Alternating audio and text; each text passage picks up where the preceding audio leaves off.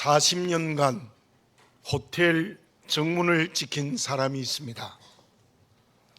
정년퇴직 후에도 다른 호텔에서 지금도 호텔 도어맨으로 직업으로 삼고 있습니다.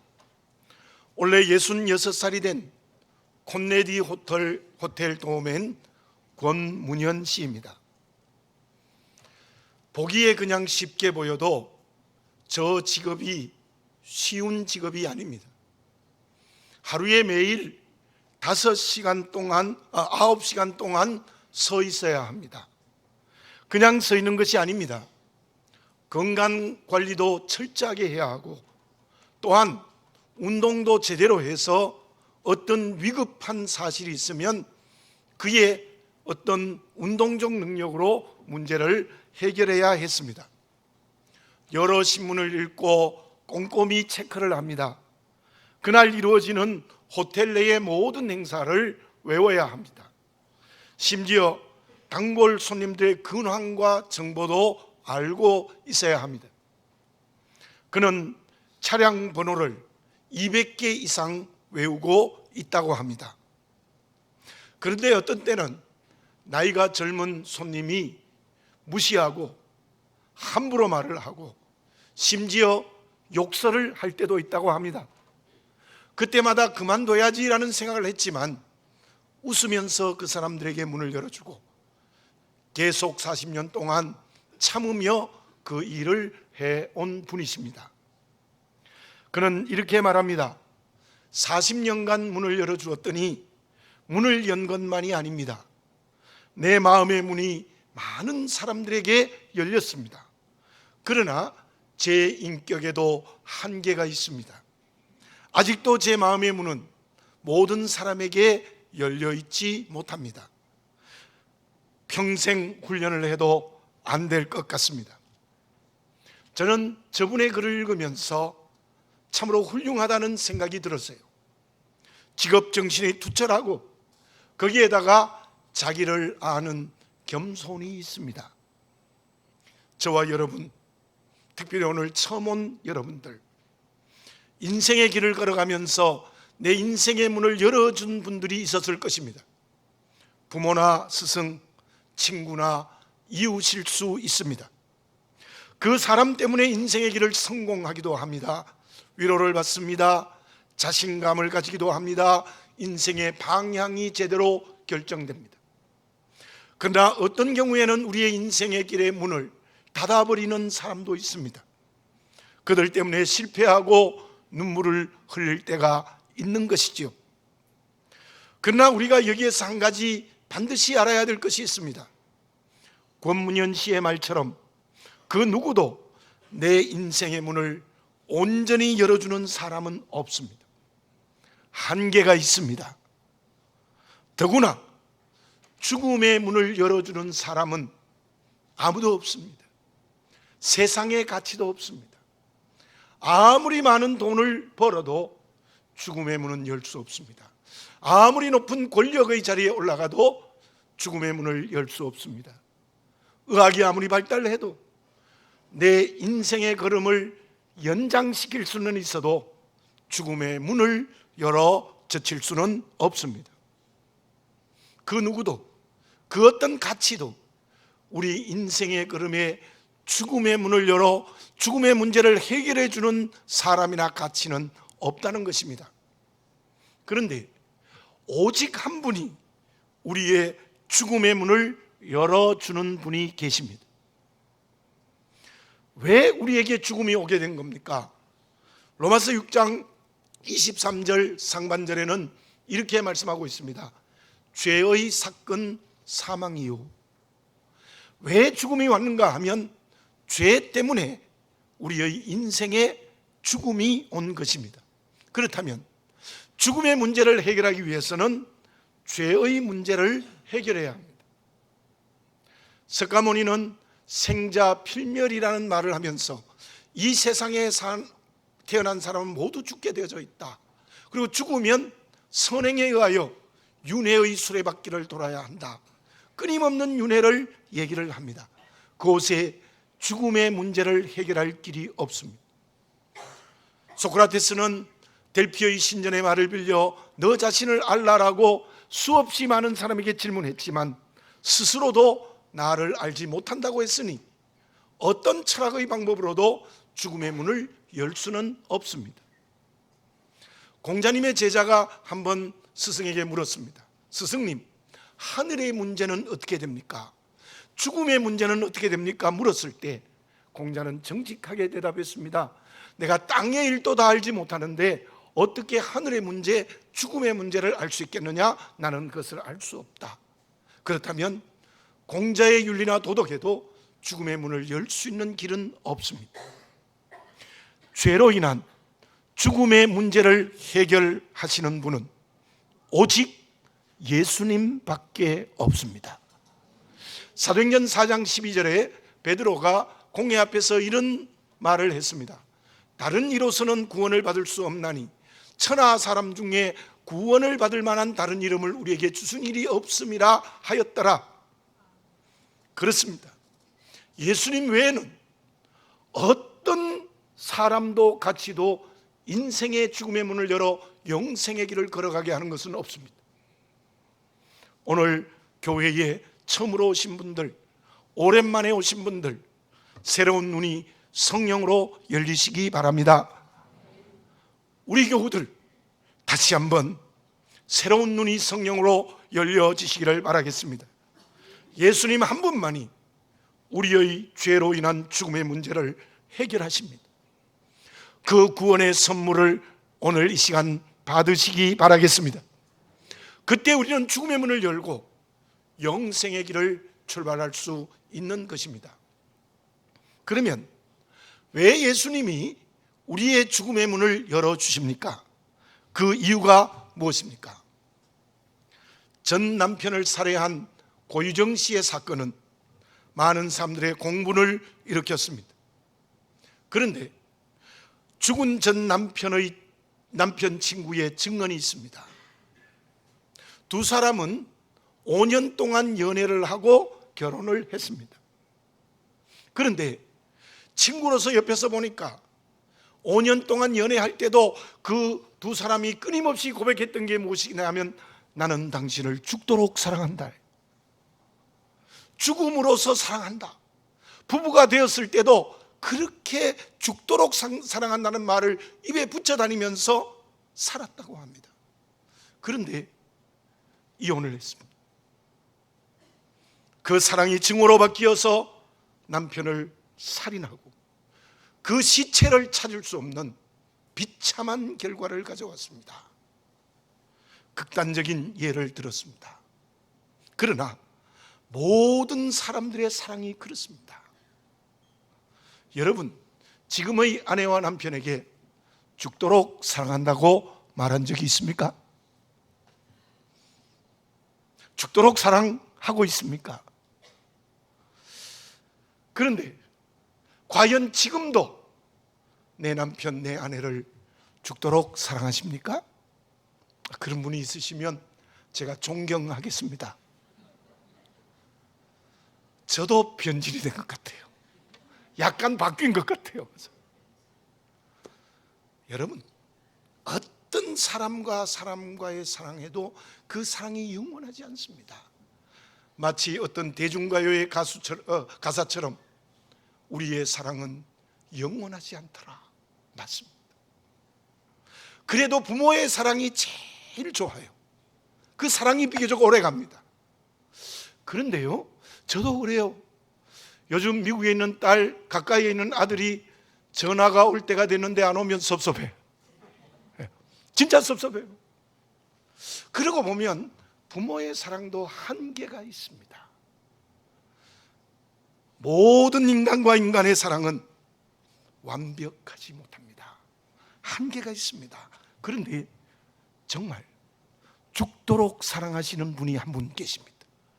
아니, 죽음으로써 나를 사랑하시는 분이 계십니다. 그리고 지금도 다시 살으셔서 계속해서 나를 영원히 사랑하시는 분입니다. 그분이 예수님이십니다.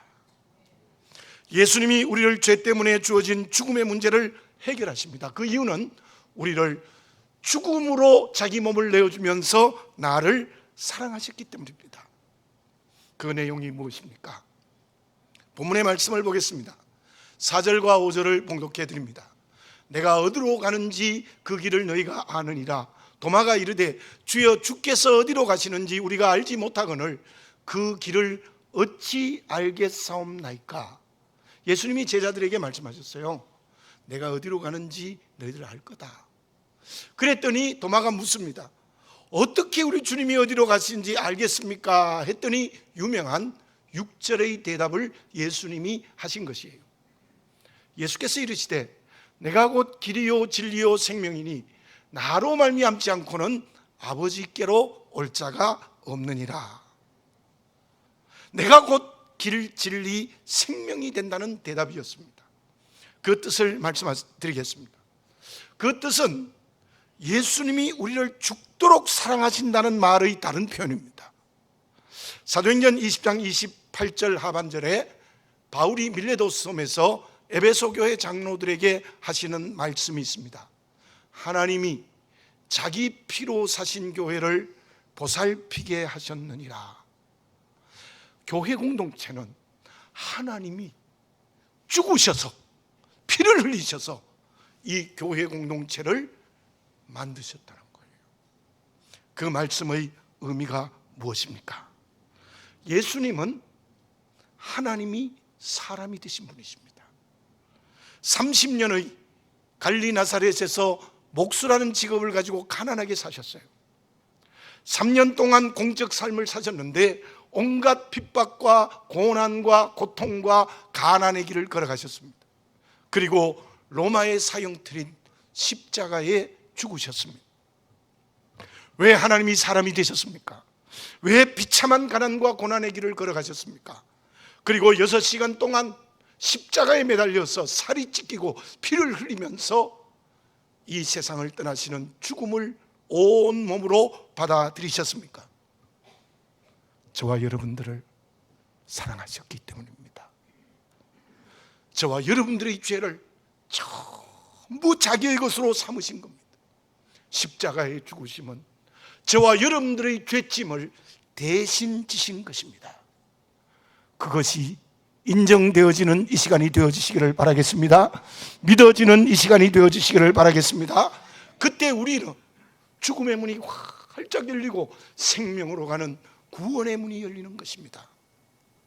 예수님은 그 죽음으로 끝나지 않으셨습니다. 십자가에 죽으시고 3일 만에 부활하셨습니다. 예수님이 부활하셨다는 것은 주님의 부활만이 아니라 나의 부활을 얘기합니다. 주님의 십자가의 은혜를 받아들이고 믿는 순간 우리도 주님처럼 죽음에서 다시 살아 부활의 후사가 되어 영원한 생명의 길을 걸어갑니다. 거기에서 우리 죽음의 문제가 완전히 해결되는 것입니다. 그것이 저와 여러분들에게 복음입니다. 복된 소식입니다. 기쁜 소식입니다. 오늘 이 소식을 받아들이고 순종하시기 바랍니다. 요한복음 5장 24절을 봉독해 드립니다. 내가 진실로 진실로 너희에게 이르노니 내 말을 듣고 또 나보낸 이를 믿는 자는 영생을 얻었고 심판에 이르지 아니하나니 사망에서 생명으로 옮겼느니라. 아멘. 저를 따라서 해보십시오. 사망에서 생명으로 옮겼느니라. 아멘. 아멘. 그리고 우리가 너무나 잘 아는 요한복음 3장 16절을 함께 읽어보겠습니다. 시작. 하나님이 세상을 이처럼 사랑하사 독생자를 주셨으니 이는 그를 믿는 자마다 멸망하지 않고 영생을 얻게 하려 하심이라. 아멘.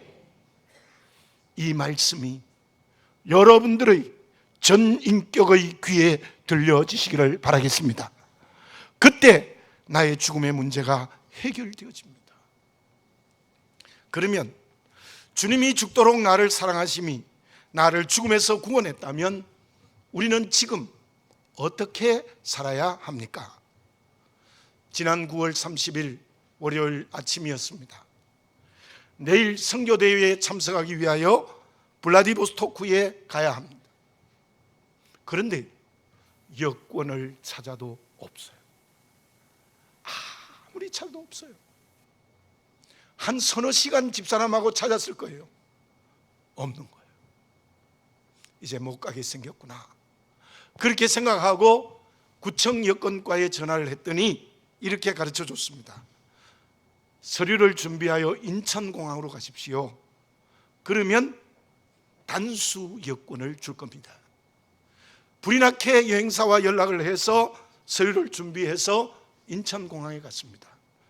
여러 서류를 써서 내기도 하고 가정한 서류를 내었더니 접수를 하고 2시간을 기다리라 해서 2시간을 기다렸다가 단수 여권을 받았습니다. 한 번만 사용하면 끝이에요. 그래서 제가 다녀와서 다시 여권을 이미 만들었습니다. 그 단수 여권 때문에 하루 종일의 시간을 다 허비했어요. 그런데요, 그 여권을 받으니 너무너무 기쁜 거예요. 이야, 내가 드디어 블라디보스톡에 가게 되었구나. 마음이 진짜 기뻐요. 기쁨으로 운전을 해서 집으로 돌아왔습니다. 저는 그 경험을 하면서 2가지를 깨달았어요. 하나는 시간입니다. 아침에 여권을 찾지 않고 오후에 여권을 찾았으면 저 못 가요. 왜냐하면 그 이튿날 오전 이른 시간에 비행기가 출발하거든요. 만약 아침이라는 시간에 여권을 찾지 않았다면 저는 이번 선교대회는 참석을 하지 못했습니다. 그리고 또 하나는요, 그 여권을 가지고 블라디보스톡에 있는 선교대회를 참석하면서 너무 기뻤어요. 제가 설교를 했지만 은혜를 어떤 여행에서보다 큰 은혜를 받았어요. 오늘 몇 분이 함께 참여했는데 저분들을 만난 것이 제게는 참 은혜로운 만남이었고, 어떤 권사님이 저를 위해서 기도를 했더니 블라디보스톡에 간 것은 정말 큰 은혜라는 응답을 받았대요. 오늘 처음 오신 분들을 환영합니다. 그리고 저를 포함해서 우리가 생각해야 될 것이 있습니다. 그것은 지금이라는 시간이 너무너무 중요한 거예요. 제가 그 시간을 놓쳤으면 못 갔어요. 그 아침에 찾았기 때문에 간 거잖아요. 다시 돌아오지 않는 마지막 시간, 오늘 이 자리에서 우리가 예배를 드리고 있습니다. 죄로 인하여 생명을 잃어버렸습니까? 오늘 이 시간이 그 잃어버린 생명을 찾는 시간이 되어지시기 바랍니다. 주님의 십자가의 은혜로 죽음에서 구원받으십시오. 그것이 나의 인생에서 가장 귀한 것을 찾는, 어쩌면 오늘 이 시간이 마지막 시간일 수 있습니다. 그리고 이제 어떻게 살아야 되겠습니까? 제가 여권을 다시 받아서 블라디보스톡에 가서 믿음의 여행을 출발하고 은혜를 받은 것 같은 믿음의 여행을 출발하시기 바랍니다. 그것이 구체적으로 무엇입니까? 석가모니는 생로병사의 문제를 직접 경험하고 많은 사람들에게 가르쳤습니다. 소크라테스는 자신의 문제를 해결하는지 무엇인지 질문하고, 그 질문하는 것을 수많은 사람들에게 질문하고 가르쳤습니다. 공자는 착하고 도덕적인 삶이 무엇인지를 몸으로 보여주고 가르쳤습니다. 그들에게서 우리의 좋은 인생을 배울 수 있습니다. 그러나 오늘 본문의 말씀을 말씀하신 예수님과는 전혀 다릅니다. 물론 예수님도 가르치셨습니다. 알려주셨습니다. 몸으로 보여주셨습니다. 그런데 오늘 본문의 말씀은 전혀 그런 뜻이 아닙니다. 제가 다시 한번 6절을 봉독해 보겠습니다. 예수께서 이르시되 내가 곧 길이요 진리요 생명이니 나로 말미암지 않고는 아버지께로 올 자가 없느니라. 저기에 예수님이 가르치신 것이 없습니다. 모범을 보여주는 것도 어떤 의미에서는 아닙니다. 무슨 말씀하셨어요? 내가 곧 길이다. 내가 곧 길 자체야. 내가 곧 진리 자체야. 내가 곧 생명 자체라는 겁니다. 공자도 소크라테스도 석가모니도 그 누구도 저런 말을 한 적이 없습니다. 예수님만이 길, 진리, 생명 자체입니다. 그 말씀의 뜻이 무엇입니까? 예수님의 십자가의 은혜로 죽음의 문을 열고 영생의 길을 걸어가면 오늘을 어떻게 살아가야 됩니까? 길과 진리와 생명 자체이신 예수님을 따라가면 되는 거예요. 길과 진리와 생명의 자체이신 예수님의 말씀을 순종하면 되는 것입니다. 저와 여러분, 인생은 한 번밖에 없습니다. 진정 예수님의 말씀으로 살아가서 그 말씀이 능력이 되어지는 멋진 인생의 길을 걸어가시기 바랍니다. 그때 주님은 주시는 말씀이 능력이 되어 인생의 모든 문제를 해결합니다. 마태복음 4장 24절 하반절에 이러한 말씀이 있습니다. 사람들이 모든 앓는 자, 곧 각종 병에 걸려서 고통하는 자, 귀신 들린 자, 간질하는 자, 중풍병자들을 데려오니 그들을 고치시더라. 물론 하나님의 뜻이 있습니다. 병이 하나님의 뜻으로 주어질 수도 있지만, 그러나 하나님의 뜻이 있으면 말씀이 능력이 되어 우리의 모든 육체의 병을 치유하여 주실 줄로 믿습니다. 뿐만이 아닙니다.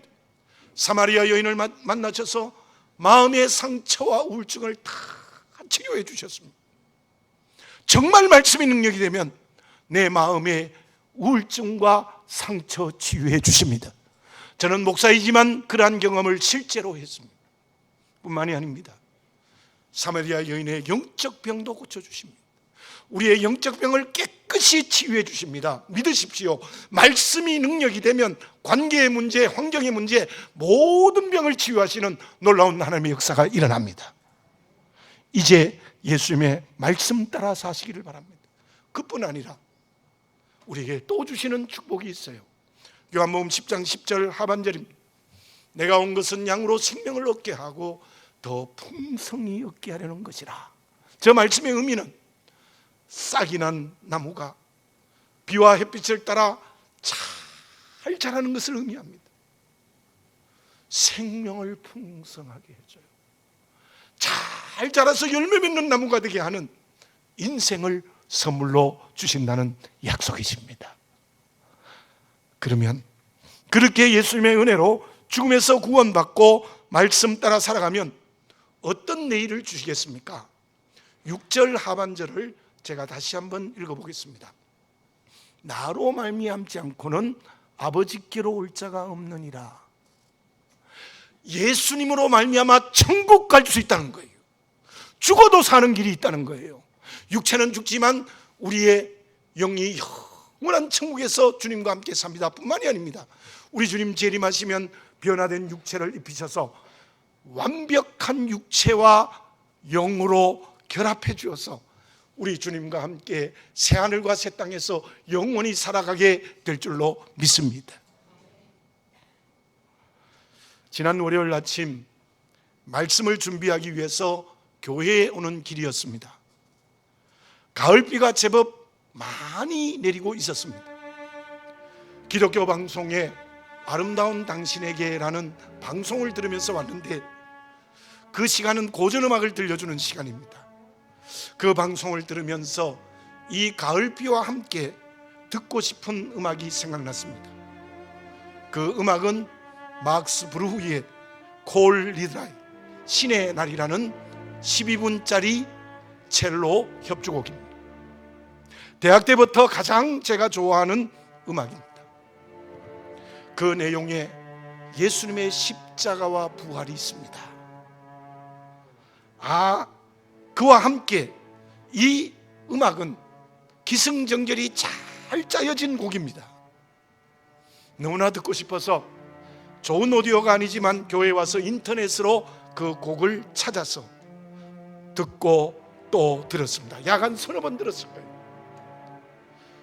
들을 때마다 마음에 큰 감동이 왔습니다. 나머지 잠깐 일부를 들어보도록 하겠습니다.